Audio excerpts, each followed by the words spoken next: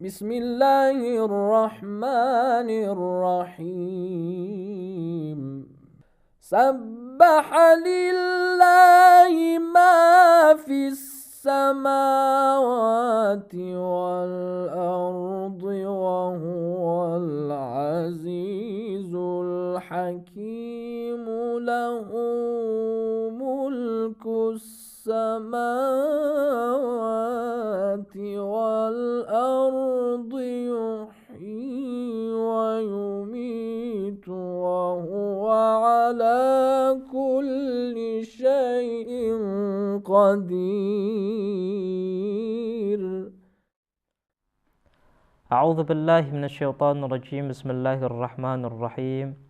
Alhamdulillahi rabbil alamin. Afdhalus salati wa afdhalus salami ala habibina wa habibilahil alamin bil qasimi Mustafa Muhammad sallallahu alaihi wa alihi wasallam wa ahli baitihi at-tayyibin at-tahirin. Aqulu lakum assalamu alaikum warahmatullahi wabarakatuh. Para pemirsa yang dirahmati oleh Allah Subhanahu wa taala, kita kembali dalam acara kajian teologi Islam, kajian tentang ketuhanan, dan alhamdulillah kita sudah membahas berbagai pembahasan, berbagai tema, dan pada kali ini insya Allah kita ingin meneruskan pembahasan kita tentang bada, di mana pembahasan ini adalah satu pembahasan yang sangat penting. Kenapa? Karena pembahasan ini bisa menjadi satu solusi untuk bisa menyatukan konsep di antara aliran-aliran teologi Islam. Telah kita jelaskan bahwa mazhab Imamiyah, mereka dengan tegas dan jelas menyatakan kita meyakini tentang bada, dan kita bangga dengan keyakinan kita tentang bada. Kemudian keyakinan mereka disalahfahami oleh kelompok lain. Mereka mengatakan bahwa mazhab Imamiyah telah mengurangi kesempurnaan Allah Subhanahu wa taala dengan keyakinan mereka akan bada. Dan kita sudah menjelaskan bahwa ini adalah satu salah faham atau salah memahami tentang konsep yang dimiliki oleh mazhab Imamiyah.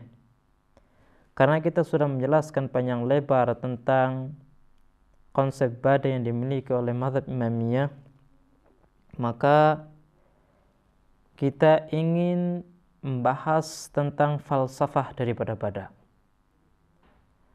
Kita tidak akan memahami dengan detail, memahami dengan sempurna tentang bada tanpa kita menjelaskan tentang falsafah daripada bada.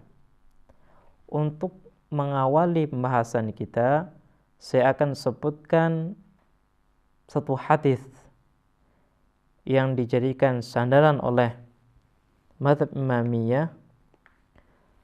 Hadis yang mengatakan ma ubidallahu azza wa jalla bisyai'in mithlil bada. Allah Subhanahu wa taala tidaklah disembah, tidaklah diagungkan. Kalau dalam hadis lain, hadis ini mengatakan tidaklah disembah seperti apa? Seperti disembah melewati bada. Dalam hadis lain seperti yang saya singgung sedikit, ma'udhimallahu azza wa jalla bimithlil bada, bahwa Allah Subhanahu wa taala tidak diagungkan seperti apa? Seperti diagungkan melewati bada. Kemudian hadis lain yang sempat kita baca, kalau seandainya manusia mengetahui tentang apa yang ada di bada, maka mereka pasti akan selalu membahasnya. Hadis-hadis ini mengisyaratkan kepada kita bahwa bada memiliki falsafah yang luar biasa, memiliki rahasia yang luar biasa yang harus kita ungkap bersama. Kenapa Allah Subhanahu wa Ta'ala tidak merasa diagungkan, tidak merasa disembah seperti apa? Seperti ketika kita meyakini tentang konsep bada untuknya. Ketika kita meyakini bahwa Allah Subhanahu wa Ta'ala mengatur alam semesta sesuai dengan hukum kausalitas, keyakinan kita bahwa Allah Subhanahu wa Ta'ala memberikan manusia andil dalam menentukan nasibnya. Ini adalah pertanyaan yang pasti ada dalam diri kita terkait dengan bada. Oleh sebab itu kita ingin berusaha menjelaskan rahasia kenapa bada adalah salah satu konsep yang luar biasa. Bada adalah salah satu konsep yang suci yang selalu diajarkan oleh mazhab Imamiyah kepada umat Islam. Kalau kita mengamati tentang konsep bada itu sendiri, maka kita akan faham poin yang pertama, yaitu hurriyatul masir lil insan. Artinya bahwa manusia ini memiliki andil dalam menentukan nasibnya, dalam menentukan masa depannya. Ketika manusia memiliki andil dan mampu untuk menentukan masa depannya, maka konsep ini atau keyakinan ini adalah satu modal utama, satu modal yang besar untuk bisa memunculkan dan mewujudkan berbagai kesempurnaan, berbagai penemuan ilmiah yang ada dalam alam semesta itu sendiri. Kenapa? Karena ketika manusia meyakini bahwa saya bisa berkembang dengan usaha saya, maka dia akan mendapatkan motivasi. Dia akan mendapatkan satu harapan bahwa dirinya akan bisa menjadi alim contohnya. Dia akan bisa menjadi cendekiawan. Dia akan bisa menjadi orang baik. Dia akan bisa menjadi orang yang bermanfaat bagi orang lain, bagi masyarakat, bagi keluarganya. Ya Rabb, al-Ghawth, al-Ghawth, khallisna minan nari ya Rabb. Ini adalah salah satu tentang falsafah bada yang kita fahami daripada penjelasan mazhab Imamiyah, penjelasan yang disampaikan oleh Al-Quranul Karim. Jadi poin yang pertama atau rahasia yang pertama yang kita bisa fahami dari konsep bada adalah bahwa Allah Subhanahu wa Ta'ala menginginkan manusia untuk sempurna sesuai dengan ikhtiarnya. Allah Subhanahu wa Ta'ala akan memberikan syarat-syarat yang akan bisa membantu manusia untuk bisa berkembang, tapi satu syaratnya manusia harus memiliki keinginan. Dan ini adalah salah satu penghormatan, ikram, salah satu pengkhususan Allah Subhanahu wa Ta'ala kepada manusia. Dan ini adalah suatu kebanggaan. Jadi saya katakan konsep bada adalah kebanggaan kita. Konsep bada adalah suatu motivasi besar kita untuk selalu berkembang, untuk bisa menjadi makhluk yang terbaik, untuk bisa merubah kondisi kita. Kalau sebelumnya kita memiliki perangai yang buruk, maka kita harus merubah perangai kita menjadi perangai yang baik, sehingga kita memiliki posisi yang baik di sisi Allah Subhanahu wa Ta'ala. Ini adalah salah satu falsafah daripada konsep bada. Kemudian falsafah yang lain adalah tentang kekuasaan Allah Subhanahu wa taala. Orang-orang Yahudi, mungkin sempat kita singgung di pertemuan-pertemuan sebelumnya, orang-orang Yahudi mereka meyakini bahwa hukum-hukum Allah Subhanahu wa taala itu tidak akan mungkin dihapus. Tidak akan mungkin dimansuh. Tidak akan bisa dihapus. Kalau Allah Subhanahu wa taala menurunkan suatu hukum, maka hukum ini sampai hari kiamat pun akan ada. Ini orang-orang Yahudi, sehingga mereka meyakini hukum-hukum yang ada di agama mereka, di Taurat, itu sampai sekarang berlaku. Padahal kalau kita mengkaji dan mengaitkan dengan Islam, hukum-hukum yang ada di Taurat itu bisa dihapus oleh Islam. Kenapa? Karena tidak relevan, karena tidak sesuai dengan zaman. Ini kalau kita berbicara sesuai dengan dasar Islam. Islam pun meyakini tentang apa? Tentang penghapusan daripada hukum kalau memang tidak sesuai dengan zaman. Makanya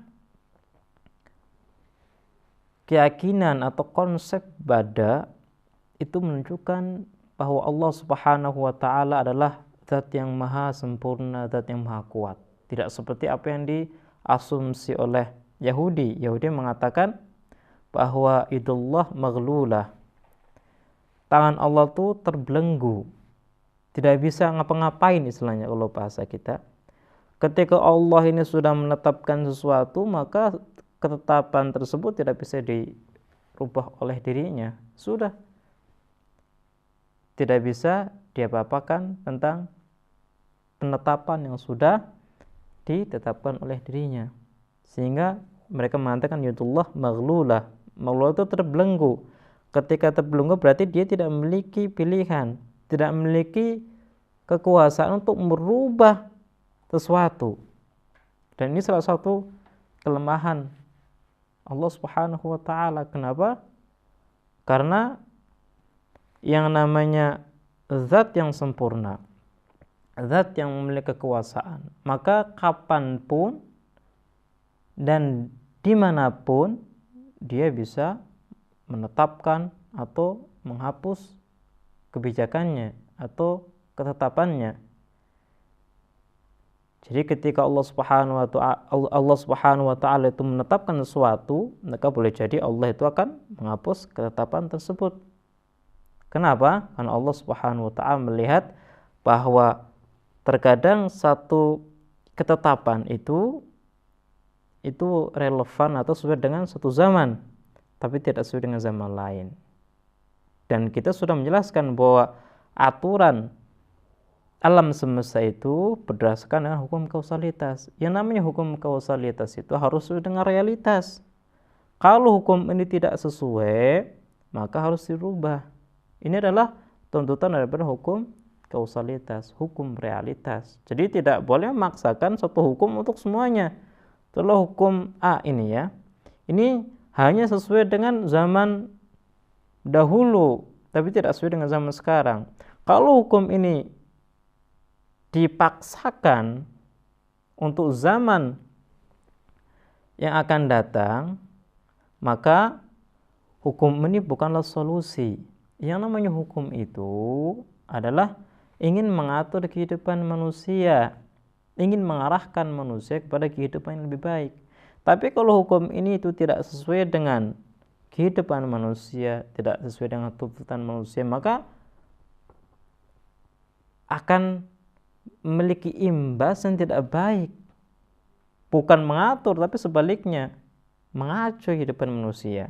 Makanya kalau kita melihat dalam akidah Islam, Allah Subhanahu wa taala itu boleh jadi menghapus satu hukum dan menetapkan hukum yang lain sesuai dengan tuntutan daripada zaman, tuntutan daripada kebutuhan manusia. Jadi ini adalah satu kesempurnaan Allah Subhanahu wa taala. Allah dengan melakukan perubahan sesuai kebutuhan manusia, maka Allah itu berarti mengetahui segala perubahan. Allah Subhanahu wa taala mengetahui segala kesempurnaan yang dimiliki oleh makhluknya. Makanya dia bisa menetapkan dan bisa menghapus ketetapannya. Baiklah pemirsa, karena waktu kita sudah selesai, insya Allah kita akan meneruskan pada kesempatan yang akan datang. Kita akhiri. Wassalamualaikum warahmatullahi wabarakatuh. اللهم املأ قلوبنا بالعلم والمعرفة وطهر بطوننا من الحرام والشبهة واكفف أيدينا عن الظلم والسرقة واغضض أبصارنا عن الفجور والخيانة واسدد أسماعنا عن اللغو والغيبة برحمتك يا أرحم الراحمين.